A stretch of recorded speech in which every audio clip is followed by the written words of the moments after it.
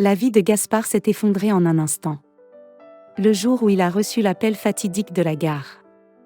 Il enfile rapidement sa tenue de protection et rejoint le reste de son équipe pour se précipiter sur le lieu de l'incendie. À leur arrivée, il découvre qu'un homme a été abandonné dans la vieille maison. Ignorant les protestations de son chef, Gaspard se précipite dans les flammes pour secourir la victime. Il réussit à sauver l'homme, mais Gaspard est lui-même coincé à l'intérieur, écrasé par la chute des planches. Lorsqu'il se réveille dans la chambre d'hôpital, Gaspard se demande ce qui s'est passé. « Où est ma femme ?» demande-t-il à la jeune infirmière. « Elle s'occupe de lui. » lui répond-elle, rassurante. « Ne vous inquiétez pas, ne vous inquiétez pas. Vous avez une fracture de la colonne vertébrale. Lucie est venue vous voir pendant que vous étiez inconscient et a dit qu'elle reviendrait demain. » Gaspard essaya de se lever, mais il ressentit immédiatement une vive douleur. « Je vous ai dit de ne pas bouger. » L'infirmière le lui rappelle sévèrement. « Où est Lucie ?» répète-t-il. « Elle est venue vous voir pendant que vous étiez inconscient. Elle a dit qu'elle reviendrait demain, » répondit l'infirmière d'une voix monocorde. Gaspard ferma les yeux et commença à se frotter les jambes. Mais soudain, avec horreur, il se rendit compte qu'il ne sentait rien. « C'est temporaire, je suis sûr que l'infirmière a essayé de rassurer Gaspard, mais il a poussé un long cri de pitié. Il sentait que c'était la fin pour lui de Lucie. Lucie lui a rendu visite quelques fois, mais elle a commencé à trouver des excuses pour rester à la maison. « C'est trop de travail où je dois faire le ménage », disait-elle. Mais Gaspard remarque la froideur de son regard. « Qu'est-ce qui se passe ?» lui demande-t-il un jour. « J'ai besoin de temps, Gaspard.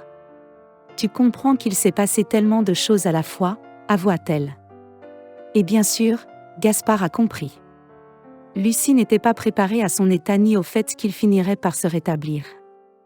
Un jour, une invitée surprise, Juliette, l'amie de Lucie, vient rendre visite à Gaspard à l'hôpital. Derrière ses lunettes épaisses, la sympathie et la peur sont évidentes. « Comment te sens-tu » demande-t-elle en s'asseyant sur le bord du lit. « Comme tu le vois, tout est stable », répondit Gaspard avec un sourire amer. Juliette rougit et baisse le regard. Puis elle sortit une laisse de chien de son sac et la tendit à Gaspard. « Tiens, la chance est avec moi », dit-elle doucement.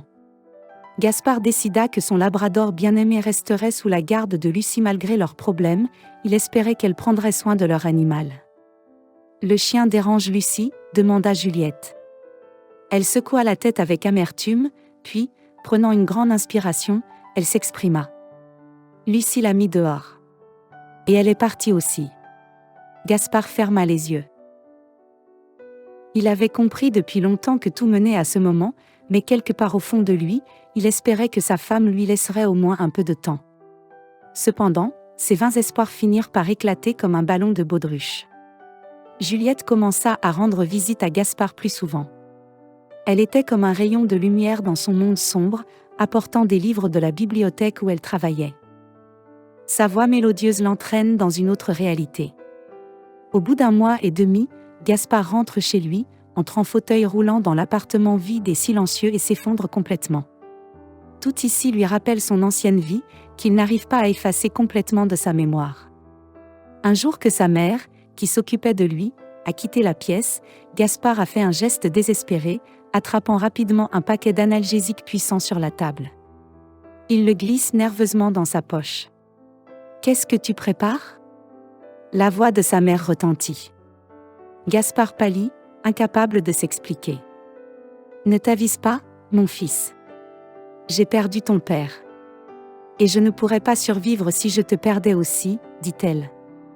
Gaspard baissa timidement la tête, se couvrant le visage de ses mains. Il pleurait comme un bébé. « Tu es fort. Tu dois être fort. Je pense que tu t'en sortiras tout seul. Et crois-moi, tu le feras, dit-elle à l'improviste, à voix haute. Gaspard frissonna, puis, se retournant vers la fenêtre, réfléchit sérieusement à quelque chose. Les visites de Juliette devinrent plus fréquentes, et même si Gaspard ne l'admettait jamais, sa présence le remplissait d'une joie sincère et enfantine. Il commença à remarquer chez la modeste jeune fille des qualités jusqu'alors éclipsées par la beauté ostentatoire de Lucie, la sincérité, la gentillesse et une étonnante beauté intérieure. Et un jour, alors qu'il voit la jeune fille concentrée sur elle, lisant ses cheveux attachés en bandeau, Gaspard est stupéfait de voir ses cheveux bruns et brillants tomber en cascade sur ses épaules. Il reste sans voix. Juliette releva la tête, remarquant son regard intense. L'homme ne répondit pas. Au lieu de cela, il enleva ses lunettes à monture épaisse et la regarda dans ses yeux sans fond. Captivée par la beauté de son invité, Juliette lui rendit timidement son regard et Gaspard la rapprocha d'un geste brusque. Et lorsque le baiser brûlant fut terminé, la jeune fille tressaillit en réalisant ce qui se passait. Et ce n'est qu'à ce moment-là qu'ils réalisèrent que l'homme avait réussi à se caser pour la première fois depuis 2 mois. « C'est un miracle !» s'exclame Juliette en se précipitant vers la mère de Gaspard.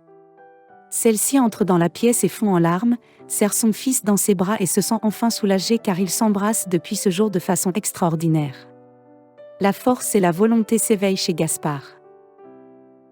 Il s'entraîna sans relâche avec des poids de plus en plus lourds et son corps réagit par des douleurs agréables lorsque Gaspard se rendit chez le médecin. Le médecin fut stupéfait lorsqu'il examina les radiographies. « Vous êtes un homme extraordinaire », répéta-t-il en tapant dans ses mains. Gaspard sourit largement. « Cela signifie-t-il que je peux marcher à nouveau ?» demande-t-il. Le médecin enlève ses lunettes et palpe la poitrine du patient. « Plus vite que vous ne le pensez, fiston », répondit l'homme, sérieux, et Gaspard, ravi, se tourna vers sa maîtresse et répéta les paroles du médecin avant de la serrer fort dans ses bras. Peu à peu, sa sensibilité commença à revenir, en commençant par les doigts et en allant de plus en plus haut. Et lorsque Gaspard put marcher en toute confiance sur une centaine de mètres, il s'éclipsa discrètement de la maison pour mettre en œuvre un plan auquel il pensait depuis longtemps. Quand il est revenu, Juliette accourut vers lui, effrayée. « Où étais-tu passé ? » « J'étais si inquiète, balbutia-t-elle. Gaspard ne répond pas. Il sortit de sa poche une boîte rouge et regarda attentivement sa compagne. « Veux-tu devenir ma femme ?» demanda-t-il. Juliette hocha vigoureusement la tête. « Oui, bien sûr. » Gaspard Hunter, serré contre elle. « Je t'aime, mon petit ange », lui chuchota-t-il. « J'aimerais que nous légalisions notre relation au plus vite. » Il appela Lucie, et lorsque le téléphone se mit à sonner longuement et fort sans entendre de réponse, il jeta nerveusement le téléphone de côté. « Est-ce si difficile de répondre au téléphone ?» s'exclama-t-il, frustré. Juliette lui étreint doucement les épaules. « Et si je la rencontrais ?» suggéra la jeune fille. « Après tout, si elle ne sait pas pour toi, nous pourrons arranger le divorce plus tôt, continua-t-elle en jetant un coup d'œil sur les jambes saines de son petit ami. Gaspard réfléchit à ce plan. « Alors, vous êtes ensemble ou pas ?» dit Lucie. « Tu es vraiment une idiote, Juliette. Tu ramasses toutes sortes d'handicapés. » Elle eut un rire méprisant et Juliette pinça les lèvres. « Je suppose que ce ne sont plus tes affaires », puis balayant Juliette comme une mouche, elle promit de demander le divorce. Gaspard vint à la réunion dans son fauteuil roulant, et sous plusieurs regards méprisants, il reçut le document convoité et se levant, se dirigea vers la sortie derrière lui. Il entendit le soupir surpris de Mélanie. Le plan avait brillamment fonctionné, maintenant que plus rien ne s'opposait à leur mariage avec Juliette, le jeune couple demanda un certificat de mariage et devint bientôt mari et femme. La vie commence à s'améliorer et un jour, Juliette, toute excitée, s'approche de son mari et lui annonce qu'elle attend un bébé. Gaspard est si heureux qu'il manque de s'évanouir. « Je vais être père. Je vais être père. » « Merci », répéta-t-il en serrant sa chérie dans ses bras. La jeune fille rit de bon cœur. C'était le plus beau jour de sa vie. 9 mois plus tard, sentant les contractions commencer, Juliette appela une ambulance. Malheureusement, son mari était au travail, mais la jeune fille confiante commença à se préparer à la maternité, convaincue qu'il arriverait bientôt. Chaque minute qui passe est de plus en plus difficile, et Juliette sent un affaiblissement. Lorsqu'on l'amène à la maternité, la jeune fille est pratiquement inconsciente. Préparez rapidement le bloc opératoire. Nous allons faire une césarienne, crie un médecin en se penchant sur la femme pâle en train d'accoucher. On ne peut pas la perdre, proteste un autre, qui tente de réveiller Juliette. Nous ne pouvons pas. Nous devons sauver le bébé, insista le premier. Et puis Juliette, comme si elle se rendait compte que le bébé était en danger, a rassemblé ses dernières forces, serré les poings et poussé le bébé dans le monde. En entendant le bébé pleurer, elle s'est évanouie.